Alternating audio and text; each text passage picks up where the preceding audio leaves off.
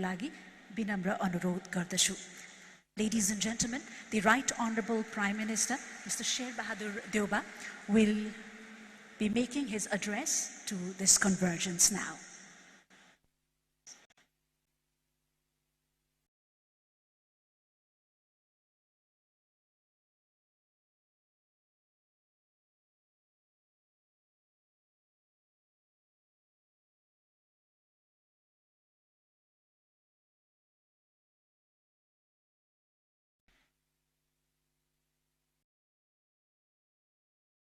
राष्ट्र भारत का महामहिम प्रधानमंत्री Narendra Modi ji, Excellency Prime Minister of India, Sri Narendra Modi ji, venerable monks and nuns, distinguished members of the Indian delegation, distinguished guests, ladies and gentlemen. We feel extremely happy today to welcome Prime Minister of India, Sri Narendra Modi ji, in this sacred land of Lumbini, the birthplace of the Lord Buddha, the apostle of peace.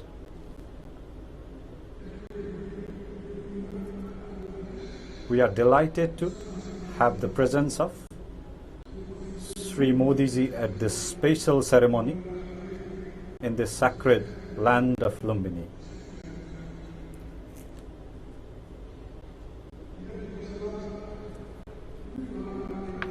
During the last 2 years, the COVID-19 pandemic had confined us to celebrate Buddha Jayanti in a limited setting. It is a matter of happiness that we are organizing 2566th Buddha Jayanti in a grand manner, as we have been able to gradually control COVID-19.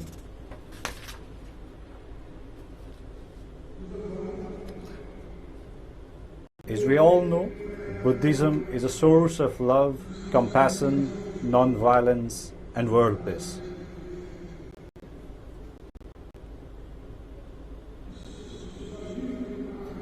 Together with us, the world is also observing this day as the day of Vesak, organizing different events.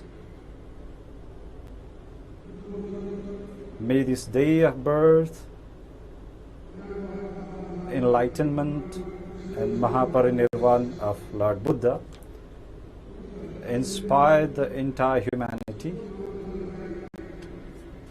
towards the path of peace, harmony, compassion, mercy, wisdom, and enlightenment.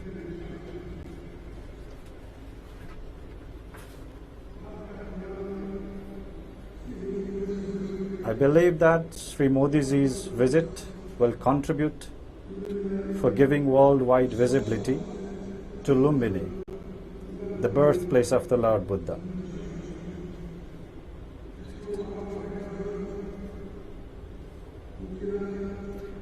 The past visits by Sri Modi ji to sacred pilgrimage sites including Janakpur, Muktinath and Pasupatinath have bolstered cultural relations between peoples of both countries.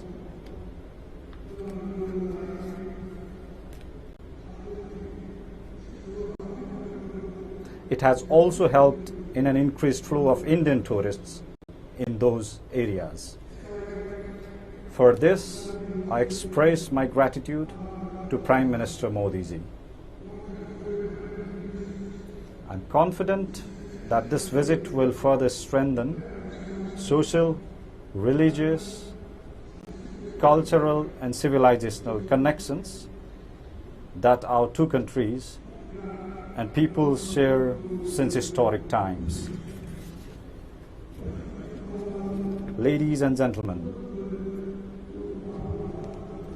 Gautam Buddha has closely connected the bonds between Nepal and India through his profound thoughts and illuminating works. He is equally respected and venerable figure for both countries.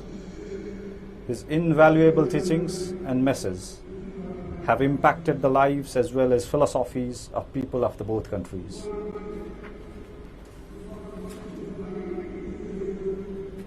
Buddha's four noble truths and eightfold paths of righteousness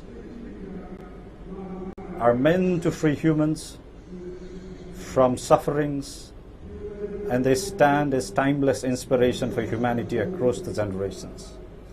The teachings of Sakyamuni Buddha were meant to free humans from the miseries and sufferings through compassion and awakening. Buddha's teaching of peace and compassion to lift lives above disease, sorrow, misery, and sufferings are equally relevant today as they were before. Therefore, Buddha's teachings have eternal resonance. Humanity in different parts of the world is confronted with violence, animosity, and wars. Terrorism, arms race, and conflicts have made the quest for universal peace more difficult and challenging. In such a context, Lord Buddha's teachings are more relevant than ever.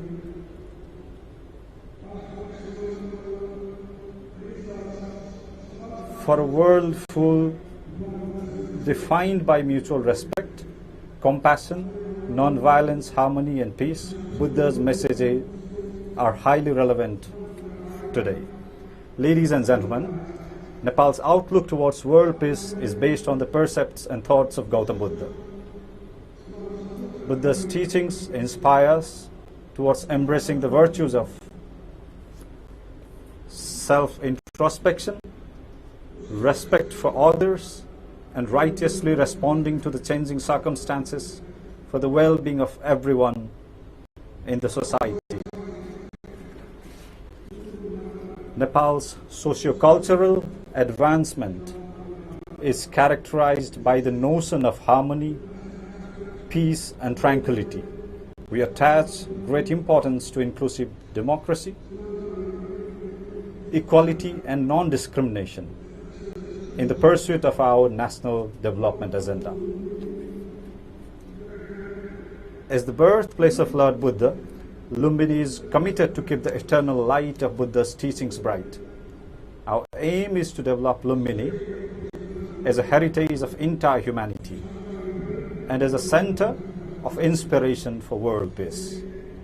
Thus, it is our commitment to develop Lumbini as the global center of Buddhism and Buddhist philosophy. Toward this noble aim, we value the cooperation and solidarity of all. Ladies and gentlemen,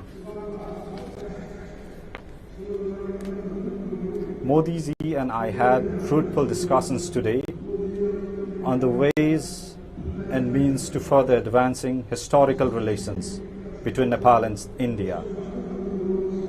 We also look forward to developing the Buddhist circuit, which will further strengthen our cooperation in culture and tourism, as well as link the sacred lands that were significant in the life of Lord Buddha.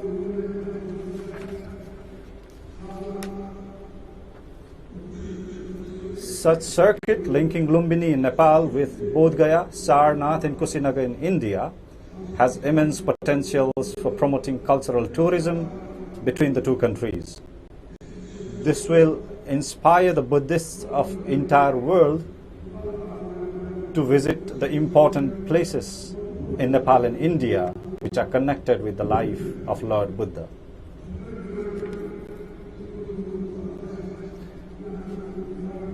With the inauguration of recently constructed Gautam Buddha International Airport in Vairahava, we are equally eager to welcome in Lumbini more visitors from India and all over the world for pilgrimage.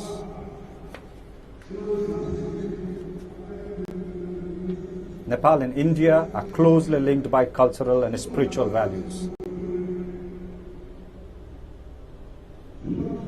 I cherish fond memories of my recent visit to Varanasi, during which I had the opportunity of performing puja in Kashi Vishwanath Temple. I express my gratitude to Prime Minister Modi ji and the Chief Minister of Uttar Pradesh, Yogi Adityanath ji, for the opportunity. India is our close neighbor and trusted friend with multidimensional relations.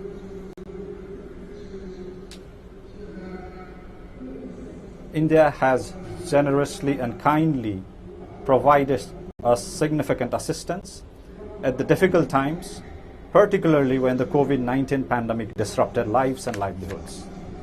The government of Nepal is grateful to the government of India for its continued cooperation in the economic development of Nepal. We greatly value India's cooperation in the development of infrastructures, connectivity, hydroelectricity, agriculture, and human resources, as well as in the post-earthquake reconstruction and restoration of cultural heritage sites.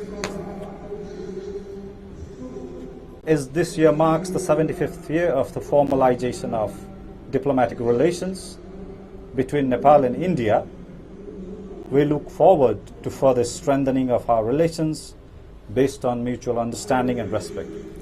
Venerable monks, nuns, and distinguished guests,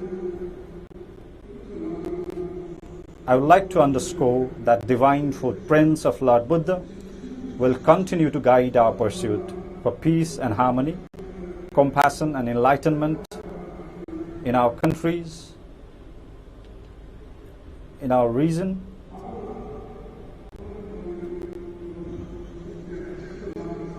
and the entire world, and bless us and enrich our lives.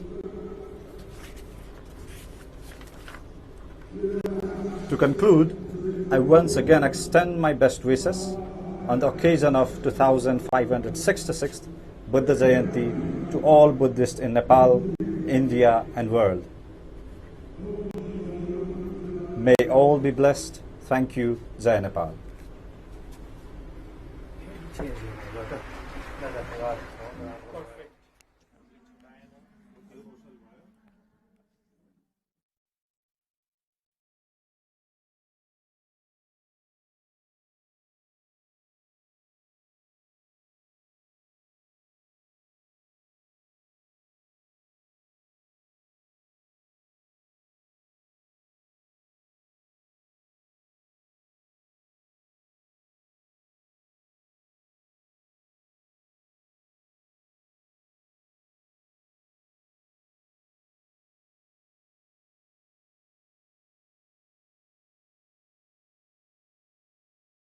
सन्देश यहीँबाट उद्घोष गर्ने यो अवसर पाएर र yes भावसँगै अब हाम्रा अति विशिष्ट अतिथि मित्र राष्ट्र गणतन्त्र भारतका महामहिम प्रधानमन्त्री श्री नरेन्द्र मोदीज्यूलाई यस सभालाई सम्बोधन गरिदिनु हुन हार्दिक अनुरोध गर्दछु.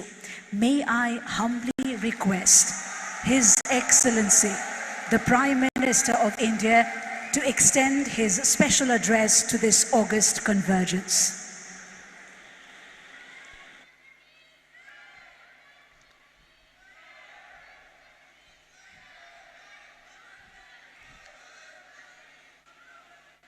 नमो बुद्धाय.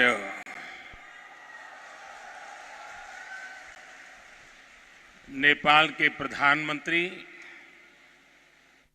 सम्माननीय श्री शेर बहादुर देवबा जी, आदरणीय श्रीमती आरजू देवबा जी, सभा में उपस्थित नेपाल सरकार के मंत्रीगण, बड़ी संख्या में उपस्थित बौद्ध भिक्षु एवं बौद्ध धर्मावलंबी विभिन्न देशों से पधारे गणमान्य अतिथिगण, देवी और सज्जनों, बुद्ध जयंती को पावन अवसर में यस सभा में उपस्थित यहाँहरू सबैलाई सम्पूर्ण नेपालवासीहरूलाई र विश्वका सबै श्रद्धालु जनलाई लुम्बिनीको पवित्र भूमिबाट बुद्ध पूर्णिमाको धेरै धेरै शुभकामना.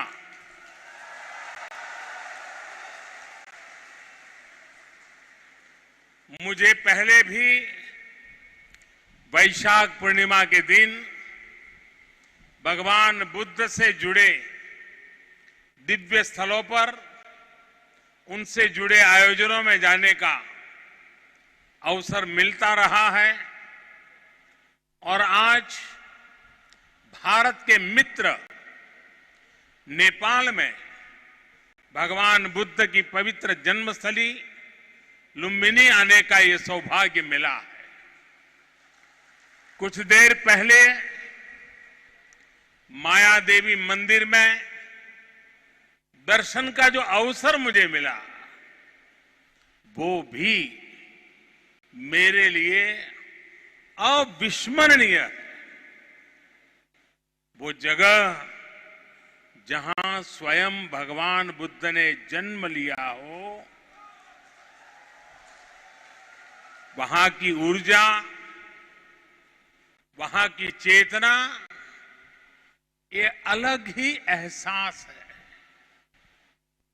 मुझे देखकर भी खुशी हुई कि इस स्थान के लिए 2014 में मैंने महाबोधि वृक्ष की जो सैपलिंग भेंट की थी वो अब विकसित होकर एक वृक्ष बन रहा है।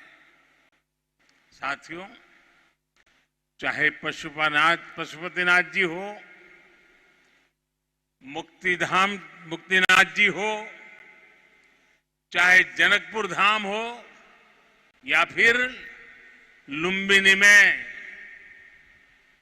जब जब नेपाल आता है, नेपाल अपने आध्यात्मिक आशीर्वाद से मुझे कृतार्थ करता है।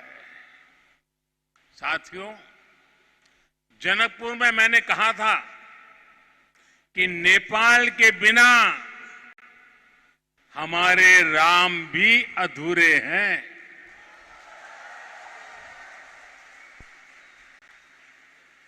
मुझे पता है कि आज जब भारत में भगवान श्री राम का भव्य मंदिर बन रहा है तो नेपाल के लोग भी उतना ही खुशी महसूस कर रहे हैं।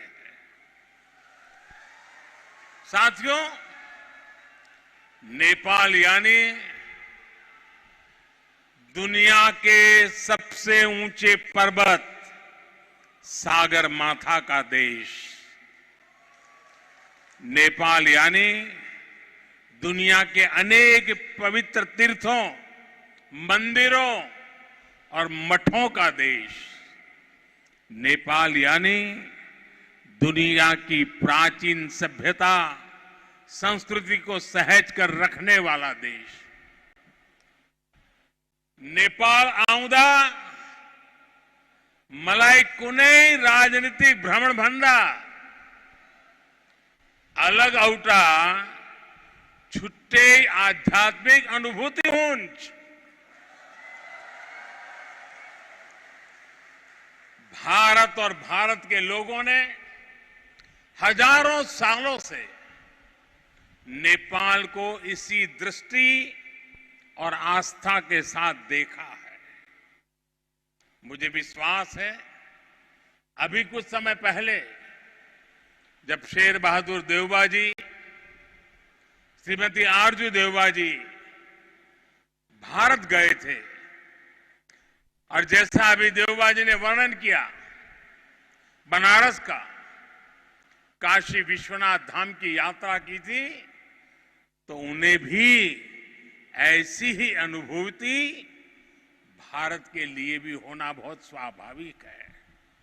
साथियों, ये साझी विरासत, ये साझी संस्कृति, ये साझी आस्था और ये साझा प्रेम, यही हमारी सबसे बड़ी पूंजी है।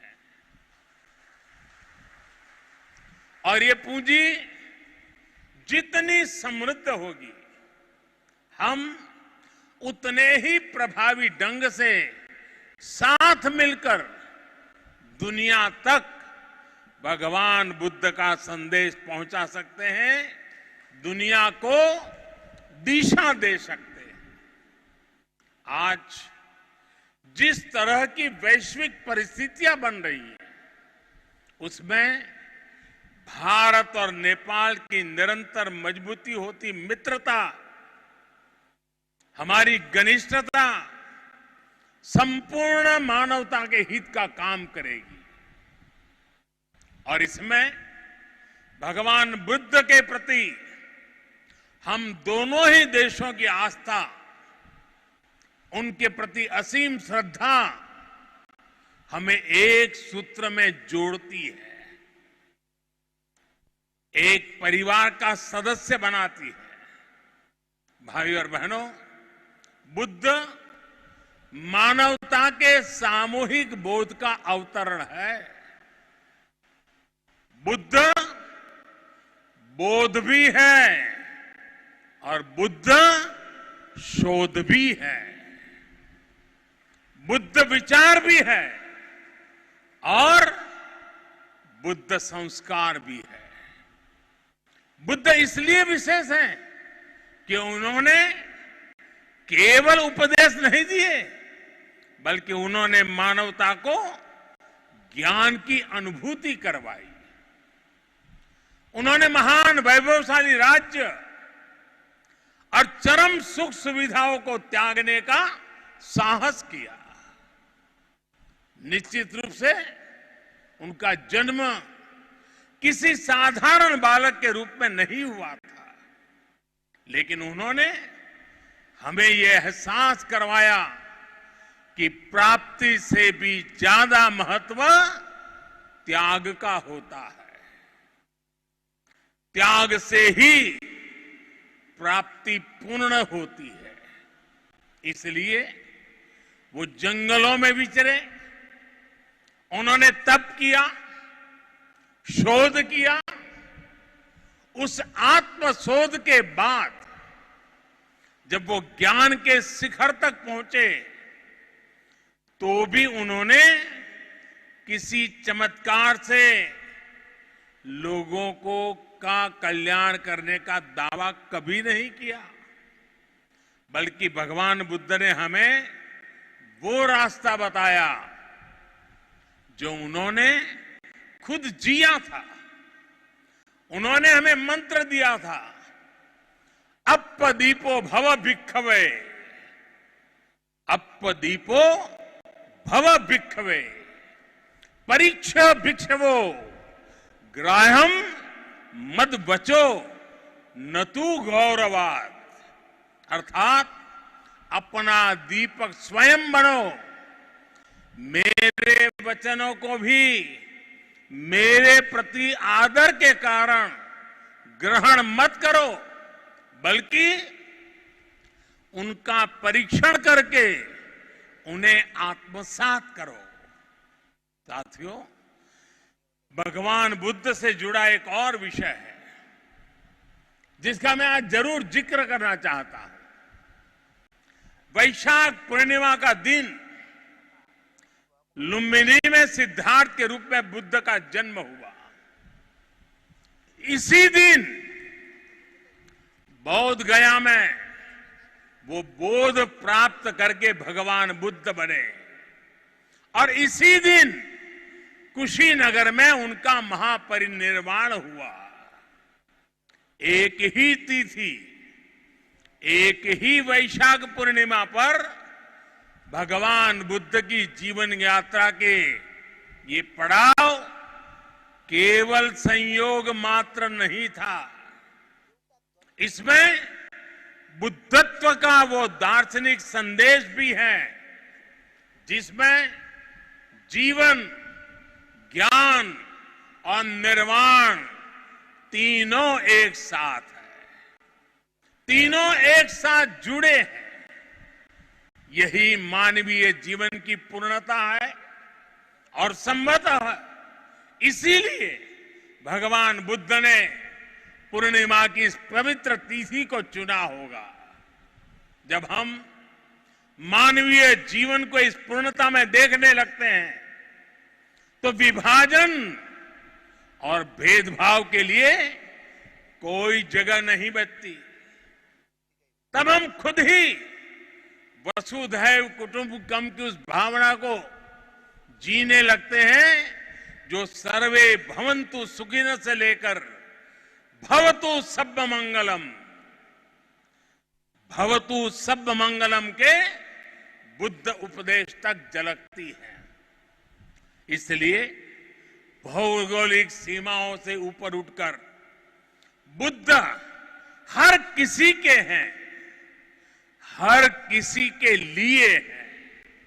साथियों, भगवान बुद्ध के साथ मेरा एक और संबंध भी है, जिसमें अद्भुत संयोग भी है और जो बहुत सुखद भी है। जिस स्थान पर मेरा जन्म हुआ, गुजरात का वडनगर, वहां सदियों पहले बौद्ध शिक्षा का बहुत बड़ा केंद्र था। आज भी वहां प्राचीन अवशेष निकल रहे हैं, जिनके संरक्षण का काम जारी है। और हम तो जानते हैं, हिंदुस्तान में कई नगर ऐसे हैं, कई शहर, कई स्थान ऐसे हैं जिसको लोग बड़े गर्व के साथ उस राज्य के काशी के रूप में जानते हैं। भारत की विशेषता रही है और इसलिए काशी के समीप सारनाथ में मेरी आत्मीयता आप भी जानते हैं। भारत में सारनाथ, बोध गया और कुशीनगर से लेकर नेपाल में लुम्बिनी तक ये पवित्र स्थान हमारी सांझी विरासत और सांझे मूल्यों का प्रतीक है। हमें इस विरासत को साथ मिलकर विकसित करना है और आगे समृद्ध भी करना है। अभी हम दोनों देशों के प्रधानमंत्रियों ने यहां India international centre for Buddhist culture and heritage का शिलान्यास भी किया है। इसका निर्माण international Buddhist confederation of India द्वारा किया जाएगा। हमारे सहयोग के इस दशकों पुराने सपने को साकार करने में प्रधानमंत्री देवबा जी ने उनका अहम योगदान है। लुम्बिनी डेवलपमेंट ट्रस्ट के अध्यक्ष के रूप में उन्होंने इंटरनेशनल बुद्धिस्ट कॉन्फेडरेशन को इसके लिए जमीन देने का निर्णय लिया था और अब इस प्रोजेक्ट को पूरा करने में भी उनकी ओर से पूरा सहयोग किया जा रहा है। इसके लिए हम सभी हृदय से उनके आभारी हैं। मुझे खुशी है कि नेपाल सरकार बुद्ध सर्किट और लुम्बिनी के विकास के सभी प्रयासों को सहयोग दे रही है, विकास की सभी संभावनाओं को भी साकार कर रही है। नेपाल में लुम्बिनी म्यूजियम का निर्माण भी दोनों देशों के साझा सहयोग का उदाहरण है। और आज हमने लुम्बिनी बुद्धिस्ट यूनिवर्सिटी में doctor Baba Saheb Ambedkar chair for Buddhist studies स्थापित करने का भी निर्णय लिया। साथियों, भारत और नेपाल के अनेक तीर्थों ने सदियों से सभ्यता, संस्कृति और ज्ञान की विशाल परंपरा को गति दी है। आज भी इन तीर्थों में पूरी दुनिया से लाखों श्रद्धालु हर साल आते हैं। हमें भविष्य में अपने इन प्रयासों को और गति देनी होगी। हमारी सरकारों ने भैरवा और सोनौली में इंटीग्रेटेड चेक पोस्ट बनाने जैसे फैसले भी लिए हैं। इसका काम भी शुरू हो गया है। ये पोस्ट बनने के बाद बॉर्डर पर लोगों के आवागमन के लिए सुविधा बढ़ेगी। भारत आने वाले इंटरनेशनल टूरिस्ट ज्यादा आसानी से नेपाल आ सकेंगे। साथ ही इससे व्यापार और जरूरी चीजों के ट्रांसपोर्टेशन को भी गति मिलेगी। भारत और नेपाल दोनों ही देशों के बीच मिलकर के काम करने के लिए ऐसी अपार संभावनाएं हैं। हमारे इन प्रयासों का लाभ दोनों देशों के नागरिकों को मिलेगा, साथियों, भारत र नेपाल बीचको संबंध हिमालय जस्ते अटल छे र हिमालय जति के पुरानो छे। हमें अपने इन स्वाभाविक और नैसर्गिक रिश्तों को हिमालय जितनी ही नई ऊंचाई भी देनी है।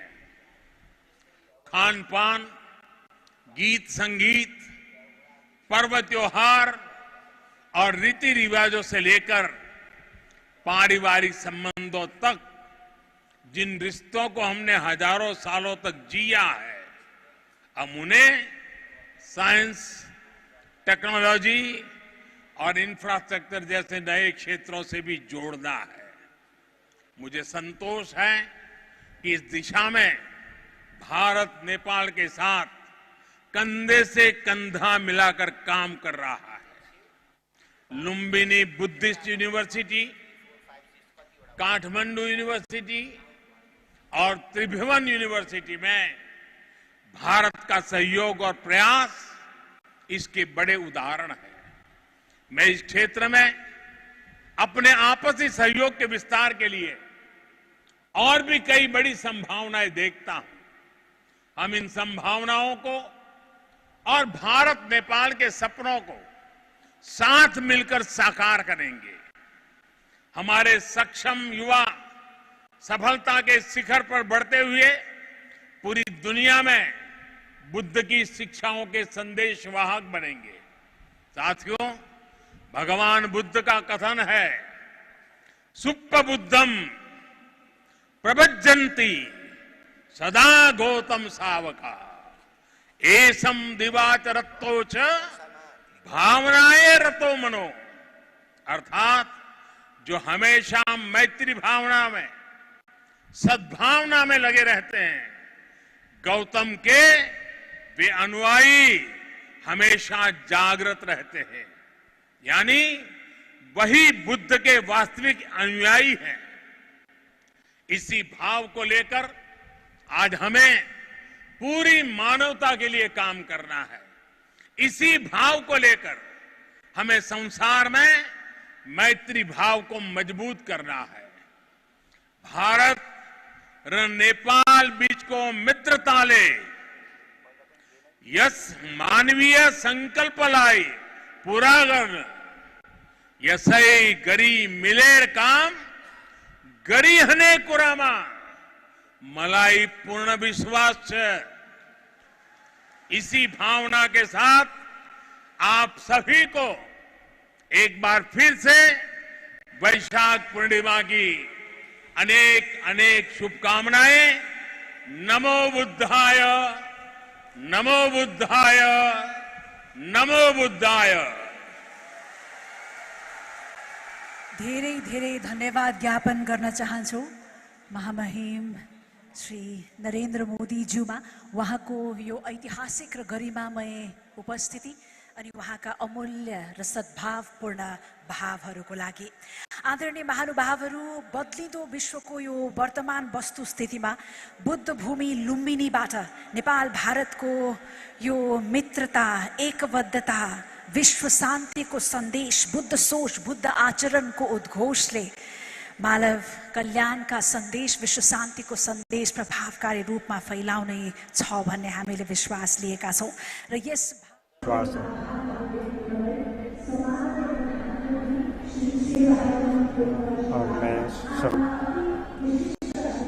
भारतका महामहिम प्रधानमन्त्रीज्यूमा कृतज्ञता स्वरूप लुम्बिनीको स्मृति चिनो प्रस्तुत गर्दै हुनेछ। Ladies and gentlemen, the Right Honorable Prime Minister, Mr. Sher Bahadur Deuba, will be making a presentation, a gesture of gratitude and appreciation to the distinguished dignitary, His Excellency the Prime Minister of India, Shri Narendra Modi. The presentation is a replica of Siddhartha with Yasodhara during the 4th to 6th century AD. It's an image which was excavated from the Maya Devi temple of Lumbini.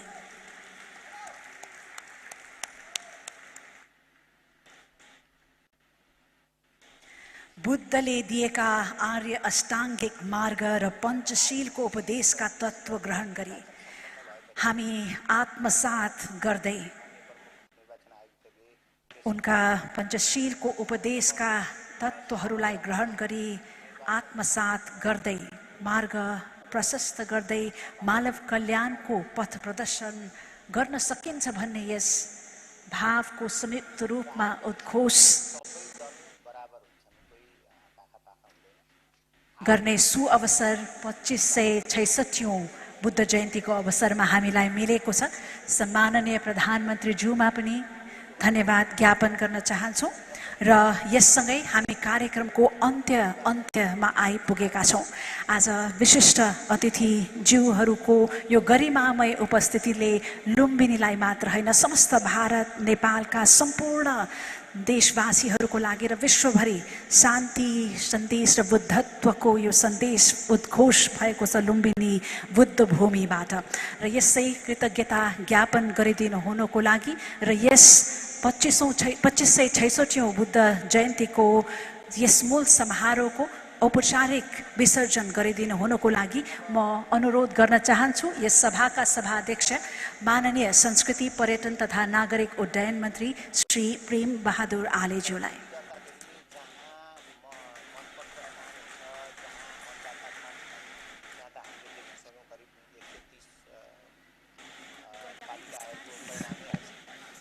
धन्यवाद।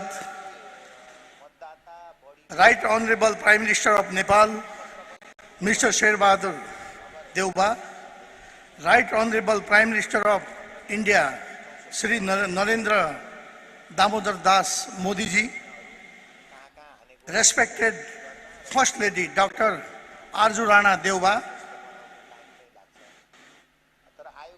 Ministers, chief minister, members of parliament,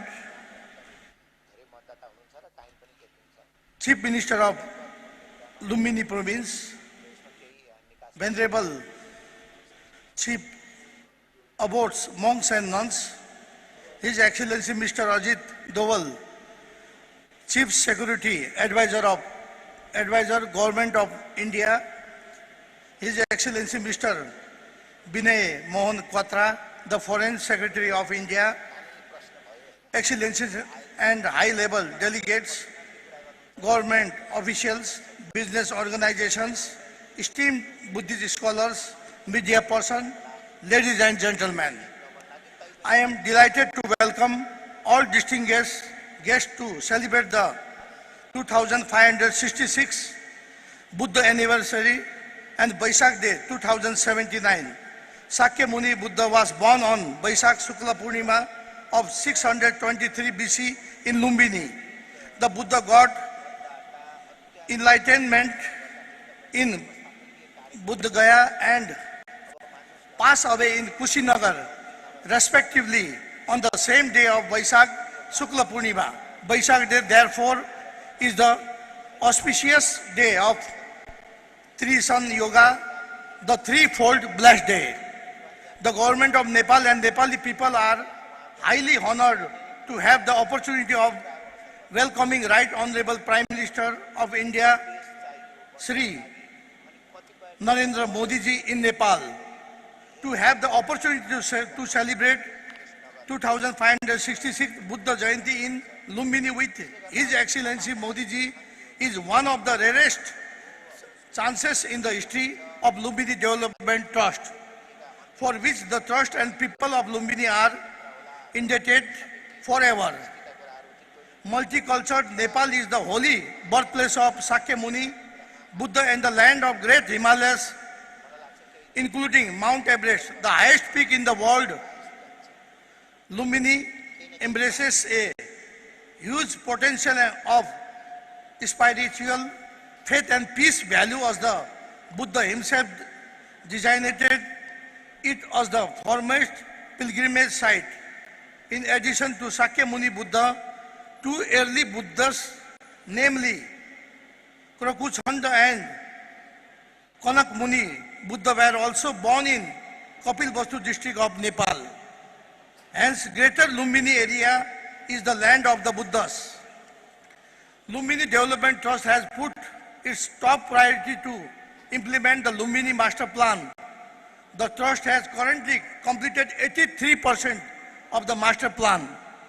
Presently, the Trust is undertaking various construction work, including road networks, solid waste management, beautification, cultural building, river taming, etc. The government of Nepal has aimed to complete the master plan within 3 years.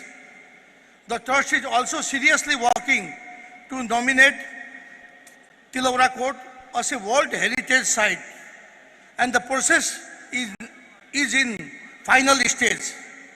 I hope Nepal will soon have Tilaura Court as a brand new World Heritage Site. The Trust is also preparing a separate master plan of historic Buddhist sites like Tilaura Court, Kudan, Goti Hawa, Nigli Hawa, Ramgram, etc.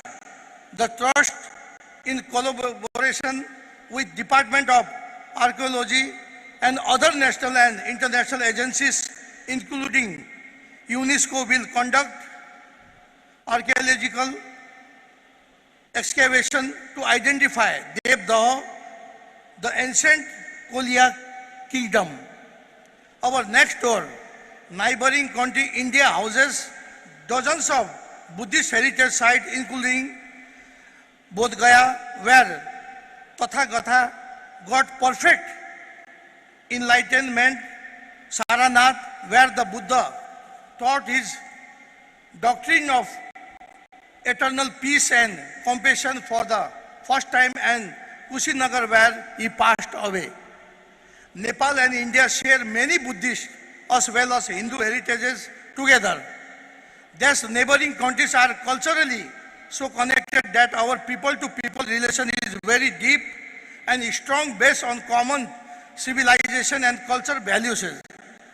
I am optimistic about the visit of Right Honorable Prime Minister Sri Narendra Damodar Das Modi ji to Lumbini will definitely boost cross-border tourism of Nepal and India.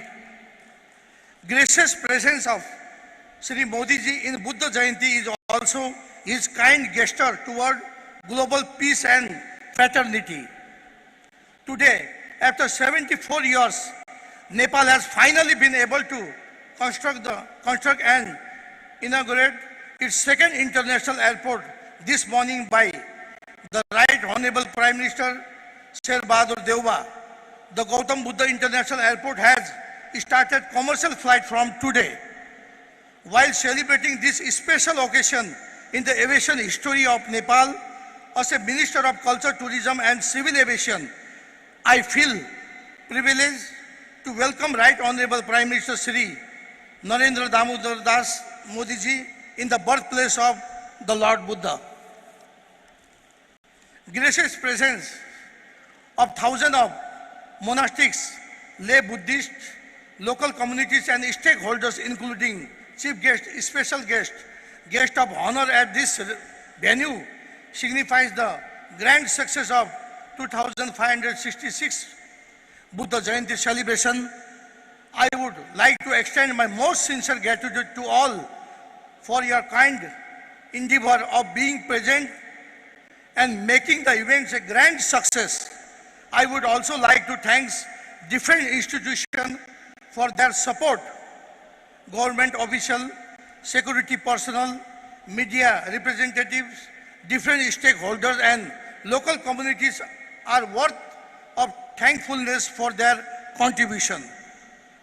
Once again, as the chairman of Lumbini Development Trust, I would like to extend my most sincere gratitude to both Right Honorable Prime Minister of Nepal and India, respected First Lady, ministers and all delegates.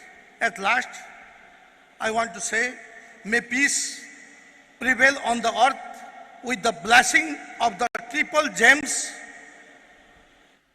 I declare the ceremony closed now. Thank you.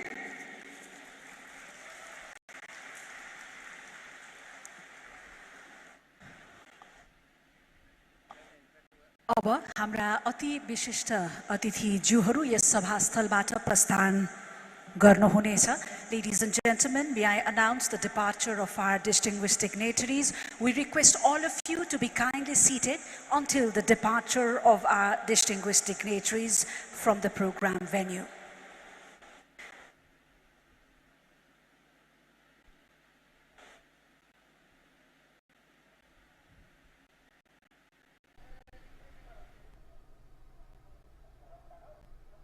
तो ये सीधी तस्वीरें आप देख रहे थे लुम्बिनी नेपाल से, जहां प्रधानमंत्री बुद्ध जयंती समारोह के कार्यक्रम में शामिल हुए और उन्होंने वहां पे संबोधन दिया. प्रधानमंत्री ने साफ तौर से